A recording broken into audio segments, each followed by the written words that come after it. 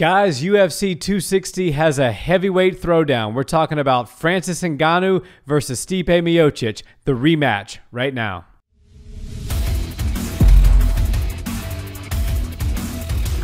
What's up, Barnhill family? Welcome back to the channel. Yo, yo. So, Nick, UFC 260 is right around the corner.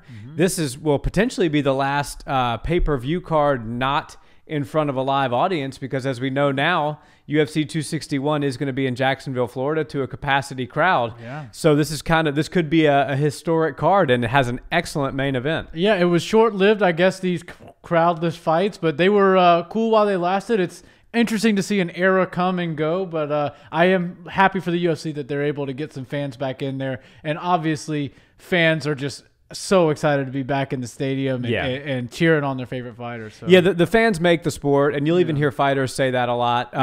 But I think it's super cool what the UFC did with Fight Island and with the Apex. And I don't think they're done with Fight Island or the Apex. I think that obviously they'll go back to Abu Dhabi and have capacity crowds and make events out of it. And then they'll probably still do some smaller stuff at the Apex, or if there's other kind of restrictions imposed. But it's good to hear that fans are coming back. Yeah, and at least we have a formula and a blueprint for what to do next time there's a shutdown or a lockdown or fans can't get inside to watch their fights. But yeah, I'm really excited to see what happens when everybody's allowed back in at full capacity. I feel like that's a really fun one. We're jumping the gun a little bit there because 260 actually isn't in front of fans. But this one's going to be very interesting. And usually the fights that the fans can play a role in are when they're boring fights and they're not exciting fights. But needless to say, Stipe and Francis, I don't think is going to be a boring fight. No, Francis does have that boring fight stigma on his record, the Derek Lewis loss.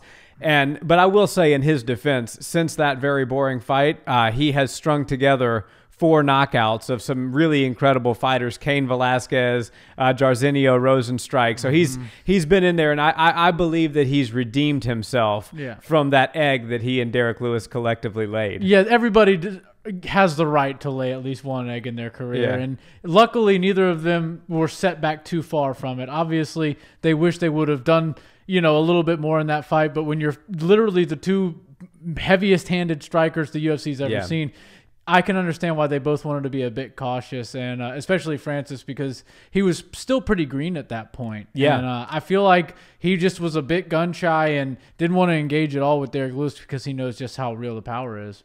For sure, and he hadn't lost ever in his career prior to that, and then he lost to Stipe. Yeah. And then it kind of, I think that when you have a fighter and you see that with an undefeated fighter that just has a tremendous amount of confidence, Israel Adesanya, when they get set back in a loss after being undefeated, you really want to see how they perform in that next fight to see if they've truly overcome it. Brian Ortega is a perfect example of that as well. He came back and redeemed himself. Others you see take a little more time. Francis was one of them. And then he started working with the UFC PI after that Derek loss, and working with a sports psychiatrist and kind of getting his mental game and mental edge back in check. Obviously, he's always had the physical attributes to be a world champion mixed martial artist, and now he's putting the technical and the mental components together. I find it very interesting. This is obviously a rematch. He obviously lost to Stipe in the first fight, a fight that truthfully wasn't a very close fight. I think Stipe, there was no question who the better fighter on that night was. It's very interesting that Francis is the favorite again here. It's -130 to +110. And all I'll say is a guy who has KO wins over JDS, Alistair Overeem, Fabricio Verdum, Andrei Arlovsky, Mark Hunt, and Daniel Cormier just can't catch a break. I mean, what more does the guy need to do to be a favorite in a fight? Yeah, well, I feel like Stipe has just grown comfortable being the underdog in these fights. And literally the list of people you just named, I'm pretty sure all of them, if not all, most all of them, were champions of the UFC's heavyweight division. So his body of work speaks for itself. And the fact that he beat Francis in all 25 minutes of their fight. I mean, I know we score these fights by the round, but if you break the rounds into 5 1-minute increments, he won every single minute of the 25-minute fight against Francis. But, I'm not surprised that they're giving Francis the favorite spot. And it's just because of what he's done recently. And it's not that he's had flawless performances, but he's just so powerful that when he does touch anybody, it seems like he just shuts the lights out no matter what. Even if it's a if it's a halfway technical shot or it's a, an average punch, Yeah. it's enough to end the night for his opponent. Where I find it interesting is Stipe has accumulated a lot of experience fighting in the octagon in championship fights against championship caliber and highly skilled fighters. Fighters who in the when you visually watch them, have far more skills and are far more technical than Francis. And he's been able to dismantle all of those guys. He also shows that he's, very experienced in being crafty in the octagon. Francis, since they fought, has really only had a handful of minutes, if I'm mistaken, a couple of minutes in the octagon. Yeah, collectively, in the 3 or 4 fights that he's had. So he hasn't really grown as far as the experience realm goes as a fighter. At least in the octagon on fight night. Right, yeah. But he has taken that, the couple of years since then and grown a lot in the gym and his training and all of that stuff mentally. So that's good, but you can't, replace experience in the cage. Stipe has that in spades, and Francis is still pretty green. Yeah. I mean, Stipe's last fights were 3 wars with Daniel Cormier. Yeah. Went 2-1, went the distance in one of those fights. I mean, you can't get any better experience than that. Right. And the lazy man's mentality here is to say, oh, well, if Stipe can keep distance and stay behind his jab and maybe wrestle, he's going to win the fight. But if he gets inside on Francis and Francis catches him, it's lights out. While that may be true, there are very few people in the world that have that great equalizer, which is that just one punch, knockout power. As you said, Francis is not the most technical guy in the world. When you watch him hit pads, you will see people in martial arts gyms locally that do things technically better than Francis. That's not to take anything away from Francis, because his power and his athleticism are tremendous, but he's not a master technician. No. But I will offer just another side to that coin. We can't just discount that Stipe is not going to knock Francis out. Right. Francis does throw some wild shots. Stipe's got 20 wins in his career, 15 of which came by knockout, as compared to Francis's 15 wins, 11 of which came by knockout. So they have, truth be told, a similar knockout ratio. Yeah. Now, Francis has got some violent highlight reel knockouts, and I certainly think that he has more power than Stipe. I'm not suggesting that Stipe is more powerful, but I do think that we need to take some pause and consider the fact that Stipe could knock Francis out. For sure. And when you have 2 fighters who are very experienced and they both weigh over 240 pounds, who punches harder really doesn't matter all that much. Yes, sure, Francis would probably score a higher number on some sort of punching machine than Stipe, but Stipe would be the type of guy that if you could go to a boxing clinic taught by Stipe Miocic, you would want to go do that, because he is a masterful boxer. He throws the shots right, and not just one single shot, not just reckless, aimless shots that tend to land sometimes. He can piece together really good combinations. His feet always move under him, and he can create awesome angles that most heavyweights, most fighters can't do, but heavyweights especially don't move like Stipe. If you go back and watch some of his older knockouts, they're really, really impressive. The way he gets his head off the line, scores, and then by the time his opponent's moving back from a flash, he's already at a new angle where he's essentially at a blind side for them, and he's scoring again and again and again. Well, I don't see Stipe one-punch KOing Francis. I certainly see the ability to finish Francis with a plethora of shots. Yeah, Stipe's really good, and a lot of heavyweights are headhunters. I mean, they have incredibly heavy hands, and they go to knock you out, and it works out for them a lot of the time. It works out for Francis most of the time. Stipe does something a little differently. Stipe attacks the body with viciousness, and that allows for the knockout to transpire. If you watch the second fight with Daniel Cormier, Daniel was winning that fight for all intents and purposes. What really turned things around was Stipe's work to the body. And as we said in an earlier video, Daniel has a tendency to kind of reach his hands out and is with his finger open, which is why he gets a lot of eye pokes. But also a byproduct of that is he leaves his body completely exposed. And Stipe picked up on that. He made an incredible adjustment, a champion-level adjustment in how he kind of stepped forward, bent down, and cracked that body of Daniel several several times, and that eventually took the wind out of the sails of Cormier, and then Stipe was able to get those hands to drop and finish him. So we'll see. I think Stipe is going to really try early and try often to attack the body of Francis. He wants to see how well conditioned is he? What are they doing with him at the PI? Can I break him? Because he broke Francis in the first fight. Francis was physically exhausted, mentally defeated, and broken by the end of that fight. And I think Stipe is going to try and see if he can do that again. Yeah, and Stipe is a very good inside boxer. And obviously when you have somebody as much larger and longer than you, like Stipe has with Francis, and Francis has that reach and everything like that, but I don't believe Francis has the skills to utilize reach the way that, you know, an Israel Adesanya can, or a Kevin Holland, or some of these guys who are really good with their range. I feel like he's more of a tsunami storm that comes at you, and he's always the aggressor, whereas usually a rangier fighter will sit back and circle outside. That's not Francis' style, and I don't think he's really capable of that just yet in his career. I feel like Stipe, one thing that's going to play a large role is the body shots. He's going to learn. He's going to hit him a lot with body shots, but not just with his hands. He's going to throw some kicks that are going to really slow Francis down. And I feel Stipe is going to be very confident in throwing kicks both to the legs and to the body, because Francis's grappling is not all that good. And I don't think that Stipe is too threatened with Francis's ground game. I feel like he's okay. He's not going to get submitted down there. And even if Francis is able to get a takedown, he can get himself right back up. So if I were in Stipe's camp, I would be saying, look, he's got 6'5" or whatever, however tall he is. That means he's got really long thighs. He's got a really big torso. Let's hit that with some really hard leg and body kicks, and you'll start to slow the big man down. And once you know, it's like that old game, the Punch-Out game, Mike Tyson's Punch-Out game. You have to figure out the way to beat the really tough guys, and you can't just go out there and headhunt with the headhunter. Right. You got to dismantle him. There's something you can do. Chop his legs down until he can't move quickly. He can't bum rush you. You start to slow him down, hit him in the stomach a bit with your punches and some great teeps and push kicks and stuff like that. I feel like Stipe is going to bring out a really wide variety of tools to this fight, and they're going to pay off for him.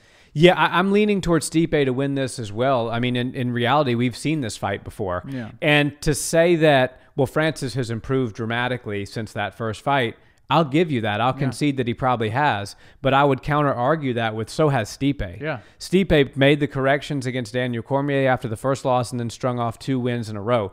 He's only 38 years old, and what we know about the heavyweight division is 38 years old is the heat of your prime. Yeah. You know, Francis is 34. These are 2 great fighters in their prime.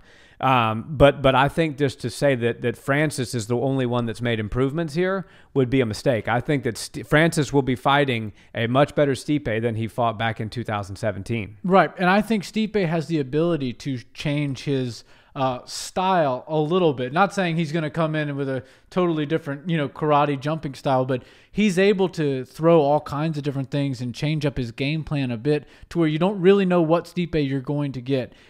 Obviously, he knows just as well as we know what Francis is going to come out and do. Yeah. Francis isn't going to start out slow and do a feeling out process, because he's going to lose rounds if he does that. Right. Because Stipe can just score and score. He's going to come out guns a-blazing, trying to take Stipe's head off. And if we know that, Stipe and his team know that. Yep. And watch for the chase. Remember the Fabricio Verdum versus Stipe fight. Stipe is one of the best mixed martial artists competing today who can catch you on the chase. Yep. And he gets fighters to chase him. He kind of was, you know, just playing possum, kind of backpedaling on the cage, and then plant, boom. And Fabricio's own momentum was what knocked him out. The punch was a great punch, but Fabricio was coming forward, and he added to his own demise in that sense. So watch for the chase. Obviously, there's a few people in the world, Derek Lewis, Francis Ngannou, Deontay Wilder, and maybe it's just those 3 that can hit you anywhere, anytime, with any punch. Doesn't have to be the most technical of punches. We've seen Deontay hit people on the forehead and put them out. So you can't discount that. Francis absolutely can knock Stipe out. But I think Stipe is a true champion. He's the best we've ever seen in the heavyweight division. He's always prepared for fights, and he rectifies his mistakes when he does lose, the rare occasion that he does lose. And so I think what you're going to see here is it's a similar fight to the first one, except I'm kind of leaning towards Stipe getting a late finish. Yeah.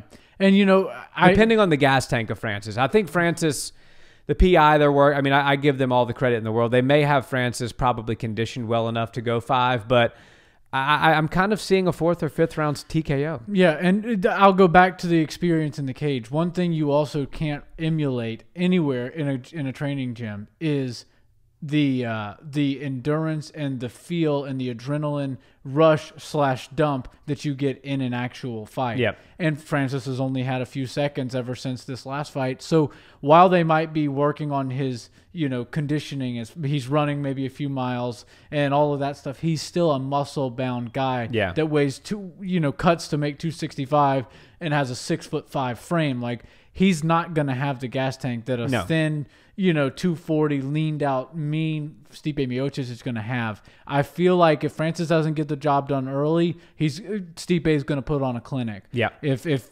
Stipe for some reason doesn't see these big shots coming early and gets in the way of them, the night's going to end early for him.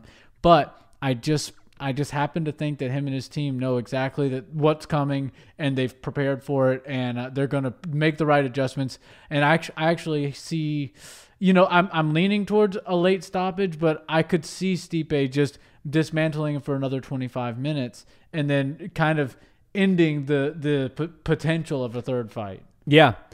Yeah, it's very, very possible. And I think that this is, if Stipe does win this fight again, then he's got to be the favorite going into the John Jones greatest heavyweight of all time. Right? Oh, yeah. For sure. And Stipe seems to fit in. He's already the greatest heavyweight of all time, in my opinion. Yeah, I agree. But the way his body frame fits into what seems to be the ideal body frame for heavyweight. And for me, the best heavyweights of all time are Stipe, Cain Velasquez, Fabricio Verdum, even Fedor Emelianenko. They all fit into that 235 to 245, maybe 250 range. Yeah. They're not cutting weight to make 265 like a Derek Lewis or like a Francis Ngannou.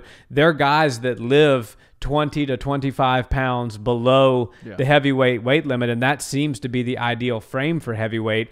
And that's what you said when you mentioned cardio. Stipe is going to have the better cardio, even though Francis is going to be better conditioned, just because Stipe is not carrying around all that weight and all that muscle, and he's not sitting in a sauna 24 hours before the fight trying to pull pounds off. I don't know that Francis is going to have to do that. I don't know where his weight's at, but I'll be very interested to see at the weigh-ins and in the embeddeds if Francis is cutting weight for this fight, because I think that would add to my belief that Stipe is going to win even more. Yeah, for sure. And, Stipe, we've kind of grown accustomed as fight fans to heavyweights having a big pot belly and being sort of, seemingly, as far as the eye can tell, undisciplined with sort of the cardio. And Stipe has a six-pack. He looks as ripped as some of the middleweights out there and some of the lighter weight guys.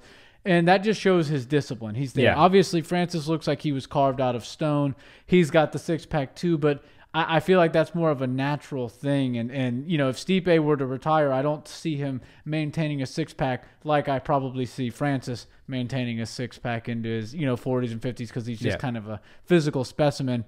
But I feel like Stipe he's one of these fighters that is able to just rise to the occasion, and I feel he has Francis's number. They've been in there together with each other. He knows how to beat Francis. Francis knows that he's lost to this guy before, and that's part of the reason I think Francis's fire is going to be ignited under him, and he wants to get this guy out of there because he doesn't want to deal with another 25 minutes in the cage with Stipe. Yeah. That didn't go well for him last time. Yeah, and when you've been mentally broken by somebody before, that's always in the back of your mind, and it's hard to get up and come back from that. Yeah, and let's just play hypothetics. What if Stipe loses? Then I would have to assume we have to have a rubber match, which in my opinion, Stipe has earned that. Stipe has earned a shot at the title at the heavyweight division. He's the champ.